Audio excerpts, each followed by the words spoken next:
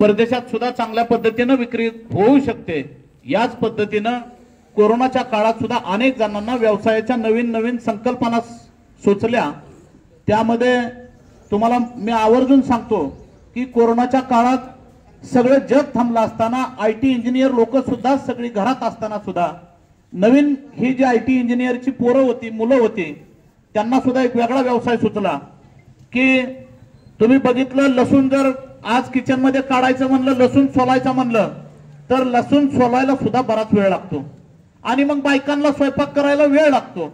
मग IT engineer मधली ही जी IT क्षेत्रातली ही सगळी मुलं आहेत किंवा त्यांच्या महिला आहेत त्या पण सगळ्या दोन्ही नवरा बायको कंपनीत असताना किचन मध्ये ह्या गोष्टीला वेळ लागतोय ही संकल्पना त्यावेळेस आयटी इंजिनियरच्या मुलांच्या लक्षात आली आणि त्यांनी 100 ग्रॅमचे लसूण सोललेल्याचे पॅकेट सगळे तयार केले आणि घरोघरी जाऊन सोशल मीडियातनं अगोदर डेमॉन्स्ट्रेशनला त्यांनी पुढे दिलं आणि बघता बघता त्या 5 आयटी इंजिनियरांची आज पुण्यामध्ये एक मोठीच्या मोठी फर्म तयार झाली की आलं लसूणची पेस्ट सुद्धा आज आयती मिळायला लागली।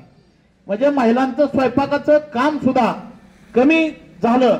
ही संकल्पना कधी सुचली तर ही संकल्पना कोरोनाच्या काळात सुचली आणि त्याच पद्धतीनं अविनाशला सुद्धा आपण जरी पदवीधर असलो नोकरीच्या मागे न लागता त्यांचं भोसले कुटुंबीय तसं शेतकरी कुटुंब आहे पण राजकारणात सुद्धा सगळ्यांबरोबर समन्यायी तत्वानं वागणारं हे नेतृत्व आहे। दिलीप भाऊंच्या नेतृत्वाखाली सगळे भोसले कुटुंबियांचा आमचा सुद्धा चांगला स्नेहाचा संबंध आहे आणि असं असताना अविनाशला हे स्वीट कॉर्न मकाचं ट्रेडिंगचं अगोदर त्याच्या लक्षात आलं। आता ट्रेडिंग करत असतानाच मका सोलून इथं फ्रीजिंग करून पुण्याला पाठवायची किंवा आउट ऑफ आखाती देशात या मक्याला जास्त मागणी आहे। हा व्यवसाय त्याने सुरू केलेला आहे।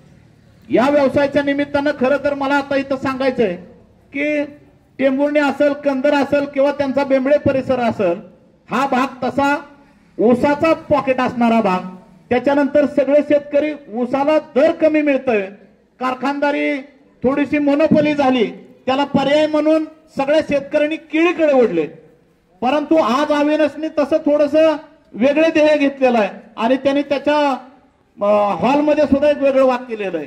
त्याचं कौतुक करावं तेवढं थोडं आहे की केळी आणि ऊसाचं या भागामध्ये पॉकेट असताना सुद्धा आज त्याने एक वेगळं ध्येय ठेवलंय। ध्येय जर असेल आणि त्या ध्येयाबरोबर जर काम करायचं असेल तर आत्मविश्वास हा बळकट असला पाहिजे आणि आत्मविश्वासाच्या म्हणजे ज्यांनी आत्मविश्वास स्वतःच्या मनामध्ये जो धरलेला आहे तो जर पूर्ण करायचा असेल तर त्याला अंतिम ध्येय सुद्धा गाठण्यासाठी सद्गुरू त्याच्या पाठीमागे राहतो आणि त्याच अनुषंगाने अविनाशने आज हे जे स्वीट कॉर्न मका याचे प्लॉट आज या भागामध्ये तयार होऊ घातलेले आहेत। आता आपल्या भागात स्वीट कॉर्न मकाचं काय उत्पादन होतं काय नाही या बाबतीत सुद्धा अविनाशला मला एक सजेशन द्यायचं आहे। जसं ऊसाच्या बाबतीत 50 टन एकरी ॲव्हरेजचं आज 100 टन एकरी ॲव्हरेज मध्ये रूपांतर झालंय। केळीच्या बाबतीत सुद्धा 20 टन केळीला ॲव्हरेज असायचं आज 40 टन केळीचं 45 टनाचा ॲव्हरेज झालेला आहे।